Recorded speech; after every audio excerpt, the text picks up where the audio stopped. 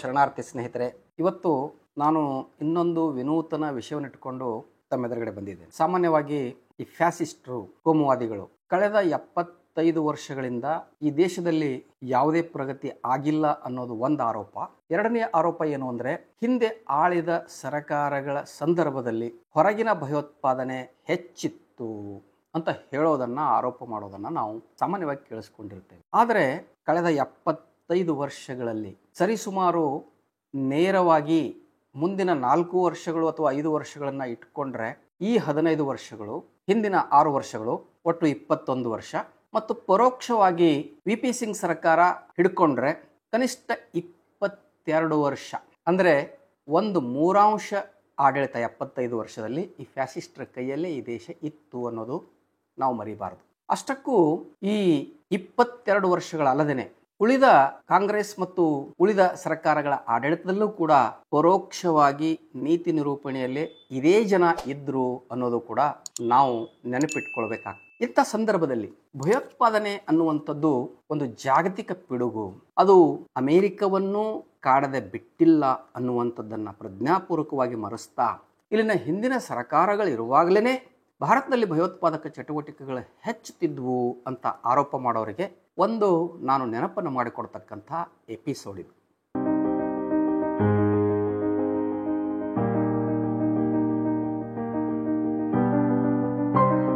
ಫ್ಯಾಸಿಸ್ಟರು ನೇರವಾಗಿ ಭಾರತದಲ್ಲಿ ಆಳ್ಲಿಕ್ಕೆ ಶುರು ಮಾಡಿದ್ದು 1998ರಿಂದ. ನಾನು 98ರಿಂದ ಕೇವಲ ವಾಜಪೇಯಿ ಅವಧಿಯ 6 ವರ್ಷಗಳಿಗೆ ಮಾತ್ರ ಸೀಮಿತವಾಗಿ ಈ ದೇಶದಲ್ಲಿ ಎಷ್ಟೆಲ್ಲ ಭಯೋತ್ಪಾದಕ ಚಟುವಟಿಕೆಗಳು ನಡೆದಿದ್ದಾವೆ ಅನ್ನೋದರ ಒಂದು ಪಟ್ಟಿಯನ್ನು ಕೊಡ್ತೇನೆ ತಮಗೆ. ಇತ್ತೀಚಿನ ಕಳೆದ 10 ವರ್ಷಗಳ ಪಟ್ಟಿ ನಾನು ಕೊಡೋಕೆ ಹೋಗೋದಿಲ್ಲ. ಇಲ್ಲಿ ಇನ್ನೂ ಅನಾಹುತಕಾರಿಯಾದಂಥ ಅನೇಕ ಭಯೋತ್ಪಾದಕ ಚಟುವಟಿಕೆಗಳು, ದೇಶದ ಸಮಗ್ರತೆಯನ್ನು, ರಕ್ಷಣಾ ವ್ಯವಸ್ಥೆಯೇ ಬುಡಮೇಲು ಮಾಡತಕ್ಕಂಥ ಘಟನೆಗಳು ಕೂಡ ನಡೆದು ಹೋಗಿದ್ದಾವೆ.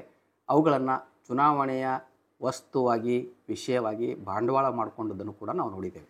ಜನವರಿ 25, 1998ರಲ್ಲಿ ಜಮ್ಮು ಕಾಶ್ಮೀರದ ಮಂದಾಮದಲ್ಲಿ ಭಾರತೀಯ ಸೇನೆಯ ಸಮವಸ್ತ್ರ ಧರಿಸಿ ಬಂದಿದ್ದ ಭಯೋತ್ಪಾದಕರಿಂದ 25 ಹಿಂದೂಗಳ ಹತ್ಯೆ ಆಗಿತ್ತು. ಆಗ ಐ.ಕೆ. ಗುಜ್ರಾಲ್ ಅವರು ಪ್ರಧಾನಿಯಾಗಿದ್ದರು. ಆಗಸ್ಟ್ 23, 1998ರಲ್ಲಿ ಹಿಜ್ಬುಲ್ ಮುಜಾಹಿದ್ ಭಯೋತ್ಪಾದಕರಿಂದ ಹಿಮಾಚಲ ಪ್ರದೇಶದ ಚಂಬಾದಲ್ಲಿ 35 ಹಿಂದೂಗಳ ಮಾರಣ ಹೋಮ ನಡೆದು ಹೋಗ್ತದೆ.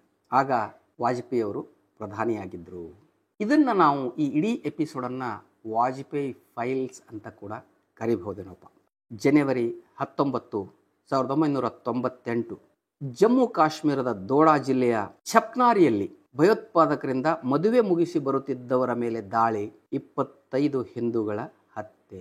ಆನಂತರ ಏಪ್ರಿಲ್ 17, 1998 ಜಮ್ಮು ಕಾಶ್ಮೀರದ ಉಧಂಪುರ್ ಜಿಲ್ಲೆಯ ಪ್ರಾಣ್ಕೋಟ್ ಹಾಗೂ ದಾಕಿಕೋಟ್ ಹಳ್ಳಿಗಳಲ್ಲಿ ಭಯೋತ್ಪಾದಕರಿಂದ 26 ಹಿಂದೂಗಳ ಅಮಾನುಷ ಕೊಲೆ. ಮಾರ್ಚ್ 29, 2000 ನಮ್ಮ ಕನ್ನಡದಲ್ಲಿ ಒಬ್ಬ ಹಾಸ್ಯನಟ ಇದ್ದಾರೆ, ಹಿರಿಯ ನಟ, ಬಹಳ ಒಳ್ಳೆಯ ಹಾಸ್ಯನಟ, ಅನಂತ್ ನಾಗ್ ಅಂತ. ಅವರು ಹಿಂದೊಮ್ಮೆ ತಾವೇ ಹೇಳ್ಕೊಂಡಿದ್ರು, ನಮ್ಮ ಪೂರ್ವಜರ ಮೂಲ ಸ್ಥಾನ ಜಮ್ಮು ಕಾಶ್ಮೀರದ ಅನಂತ್ ನಾಗ್ ಅಂತ. ಮಾರ್ಚ್ 29, 2000ರಲ್ಲಿ ನಮ್ಮ ಹಿರಿಯ ಹಾಸ್ಯ ನಟರಾದಂಥ ಅನಂತ್ ನಾಗ್ ಅವರ ಪೂರ್ವಜರ ಮೂಲ ಸ್ಥಾನವಾಗಿರುವ ಅನಂತ್ ನಾಗ್ ಜಿಲ್ಲೆಯಲ್ಲಿ ಭಯೋತ್ಪಾದಕರಿಂದ 35 ಸಿಖ್ಖರ ಕೊಲೆಯಾಗಿದ್ದನ್ನು ನಾವು ಜ್ಞಾಪಿಸ್ಕೊಳ್ಬಹುದು.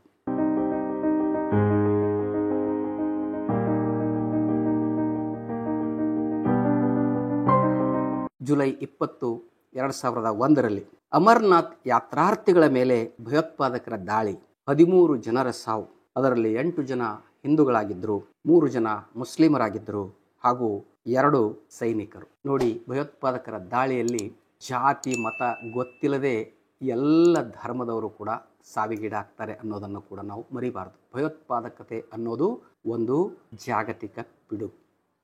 ಆಗಸ್ಟ್ 3, 2001ರಲ್ಲಿ ದೋಡಾ ಜಿಲ್ಲೆಯ ಕಿಶ್ತ್ವಾರದಲ್ಲಿ ಭಯೋತ್ಪಾದಕರಿಂದ 13 ಹಿಂದೂಗಳ ದಾರುಣ ಹತ್ಯೆ.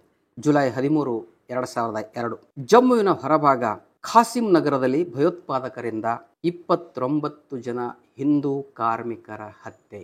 ನಾನು ಇವಾಗ ಏನು ಚರ್ಚೆ ಮಾಡ್ತಾ ಇದ್ದೀನಿ, ಈ ಎಲ್ಲ ಘಟನೆಗಳು ನಡೆದಿದ್ದು ವಾಜಪೇಯಿಯವರು ಈ ದೇಶದ ಪ್ರಧಾನಿಯಾಗಿದ್ದಾಗ. ಯಾರು ಕಾಂಗ್ರೆಸ್ ಆಡಳಿತದಲ್ಲಿ ಭಯೋತ್ಪಾದಕ ದಾಳಿಗಳು ಹೆಚ್ಚುತ್ತವೆ ಅಂತ ಆರೋಪ ಮಾಡ್ತಾರೋ ಅವರದೇ ಸರ್ಕಾರ ಇದ್ದಾಗಿನ ಮಾತು. ಜುಲೈ 30 ಮತ್ತು ಆಗಸ್ಟ್ 6, 2002. 11 ಜನ ಅಮರನಾಥ್ ಯಾತ್ರಿಗಳ ಮೇಲಿನ ದಾಳಿ ಮತ್ತು ಕೊಲೆ. ಮಾರ್ಚ್ 23, 2003 ಪುಲ್ವಾಮಾದ ನಂದಿ ಮಾರ್ಗದಲ್ಲಿ 24 ಕಾಶ್ಮೀರಿ ಪಂಡಿತರ ಕೊಲೆ. ನಾವು ಕಾಶ್ಮೀರಿ ಪಂಡಿತರನ್ನು ಕೊಳದಿಂದ ಓಡಿಸಿದವರು ಯಾರು ಅಂತ ಬಹಳ ವಿವರವಾಗಿ ಕೂಲಂಕುಷವಾಗಿ ವಿಚಾರ ಮಾಡಿದಾಗ, ಯಾವಾಗ ಜಮ್ಮು ಕಾಶ್ಮೀರದಲ್ಲಿ BJP ಬೆಂಬಲಿತ ಸರ್ಕಾರ ಇತ್ತೋ ಮತ್ತು ಅವರದೇ ಅಲ್ಲಿ ರಾಜ್ಯಪಾಲರಿದ್ದರೋ ಆಗ ಅತಿ ಹೆಚ್ಚು ಕಾಶ್ಮೀರಿ ಪಂಡಿತರ ಮೇಲೆ ದಾಳಿ ಆಗಿದೆ ಅನ್ನುವಂಥದ್ದನ್ನು ಕೂಡ ನಾವು ಗಮನಿಸಬೇಕಾಗ್ತದೆ. ಸೆಪ್ಟೆಂಬರ್ 24, 2002 ಅಕ್ಷರಧಾಮ ದೇವಸ್ಥಾನದ ಮೇಲೆ ದಾಳಿ, 33 ಹಿಂದೂಗಳ ದಾರುಣ ಕೊಲೆ. ಮಾರ್ಚ್ ಮತ್ತು ನವೆಂಬರ್ 2002ರಲ್ಲಿ ಜಮ್ಮುವಿನ ರಘುನಾಥ್ ದೇಗುಲದ ಮೇಲೆ ದಾಳಿ, 25 ಜನ ಹಿಂದೂ ಭಕ್ತರ ಸಾವು.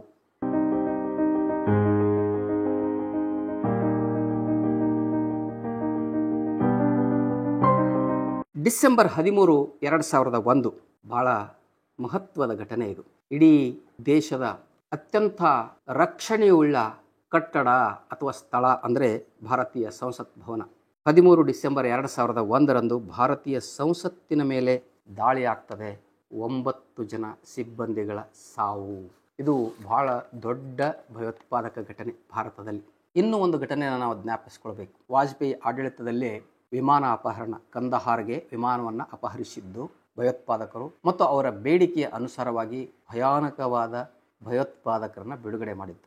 ಇದೆಲ್ಲವೂ ಕೂಡ BJP ಆಡಳಿತ ಮತ್ತು BJP ಬೆಂಬಲಿತ ಸರ್ಕಾರಗಳ ಆಡಳಿತ ಇದ್ದಾಗಿಂದು ಅನ್ನೋದನ್ನು ನಾವು ಗಮನಿಸಿದರೆ, ಇತ್ತೀಚಿನ ಮೋದಿ ಆಡಳಿತದ 10 ವರ್ಷಗಳು ಅನೇಕ ಬಗೆಯ ಭಯೋತ್ಪಾದಕ ದಾಳಿಗಳನ್ನು, ಚೀನಾದಿಂದ ಅತಿಕ್ರಮಣವನ್ನು ನಾವು ನೋಡ್ತಾ ಹೋಗ್ತೇವೆ. ದೇಶ ಭಯೋತ್ಪಾದನೆಗೆ ಈಡಾಗ್ತಿರೋದು ಇಲ್ಲಿ ಯಾವ ಸರ್ಕಾರ ಇದೆ ಅನ್ನುವುದನ್ನು ದೃಷ್ಟಿ ಇಟ್ಕೊಂಡಲ್ಲ. ಭಯೋತ್ಪಾದಕರು ಭಯೋತ್ಪಾದಕರೇ, ಅವರು ತಮ್ಮ ಕೆಲಸವನ್ನು ನಿರಂತರವಾಗಿ ಮಾಡ್ತಾ ಇರ್ತಾರೆ. ಅದನ್ನು ಹೇಗೆ ನಿಯಂತ್ರಿಸದೆವು ಅನ್ನೋದು ಬಹಳ ಮಹತ್ವದ್ದಾಗಬೇಕು. ನಾವು ಭಾರತದಲ್ಲಿ ಪುಲ್ವಾಮಾದಲ್ಲಿ ಆದ ದಾಳಿ, ಇಲ್ಲಿವರೆಗೂ 300ಕ್ಕೂ ಹೆಚ್ಚು kg ಸ್ಫೋಟಕ ವಸ್ತು ಭಾರತದ ಗಡಿ ಒಳಗೆ ಯಾಕೆ ಬಂತು? ಇಡೀ ದೇಶದ 43ಕ್ಕೂ ಹೆಚ್ಚು ಸೈನಿಕರು ಯಾಕೆ ಆ ಮಾರ್ಗದಲ್ಲಿ ಅಷ್ಟು ಸುರಕ್ಷತೆಯನ್ನು ಇಲ್ಲದೇ ಪ್ರಯಾಣ ಮಾಡಬೇಕಾಯಿತು? ಎಲ್ಲ ರಾಜ್ಯದ ಆಯ್ದ 2-3 ಜನ ಸೈನಿಕರನ್ನೇ ಯಾಕೆ ಅಲ್ಲಿ ಕಲೆ ಹಾಕಲಾಗಿತ್ತು? ಈ ಎಲ್ಲ ಯಕ್ಷ ಪ್ರಶ್ನೆಗಳಿಗೆ ನಾವು ಕುಲಂಕುಷವಾದ ತನಿಖೆಯನ್ನು ಮಾಡಿದಾಗ ಈ ದಾಳಿಗೆ ಯಾರು ಕಾರಣ ಅನ್ನೋದು ಕೂಡ ಗೊತ್ತಾಗಬಹುದು ಅಂದ್ಕೊಳ್ತೇನೆ. ಶರಣಾರ್ಥಿ. ಸತ್ಯವನ್ನು ಪ್ರತಿಪಾದಿಸುವ, ಜನರನ್ನು ಜಾಗೃತಿಗೊಳಿಸುವ ನನ್ನ ವಿಡಿಯೋಗಳನ್ನು ತಪ್ಪದೆ ಎಲ್ಲರೂ ನೋಡುತ್ತೀರಿ. ನೋಡಿದಾದ ಮೇಲೆ ಈ ವಿಡಿಯೋಗಳನ್ನು ನೀವಷ್ಟೇ ನೋಡಿ ಮರೆತು ಬಿಡದೆ ನಿಮ್ಮ ಸಮೀಪದ ಬಂಧುಗಳಿಗೂ ಸ್ನೇಹಿತರುಗಳಿಗೂ ಹಂಚಿಕೊಳ್ಳುವುದನ್ನು ಮರೆಯದೆ ನನ್ನ ಈ ಚಾನಲ್ನಲ್ಲಿ ಬರತಕ್ಕಂಥ ಜಾಯಿನ್ ಆಪ್ಷನನ್ನು ನಿಮ್ಮದಾಗಿಸಿಕೊಳ್ಳಿ. ಈ ಚಾನಲ್ಗೆ ಸದಸ್ಯರಾಗುವ ಮೂಲಕ ಚಾನಲನ್ನು ಬಲಪಡಿಸುವ ಕಾರ್ಯ ನೀವು ಮಾಡ್ತಾ ಹೋದರೆ ನಾನು ಕೂಡ ಅನೇಕ ನಿಗೂಢವಾಗಿ ಮರೆಯಾದ ವಿಷಯಗಳು ತಮ್ಮೆದುರುಗಡೆ ಇಡ್ತಾ ಹೋಗ್ತೇನೆ. ಎಲ್ಲರಿಗೂ ಶರಣು.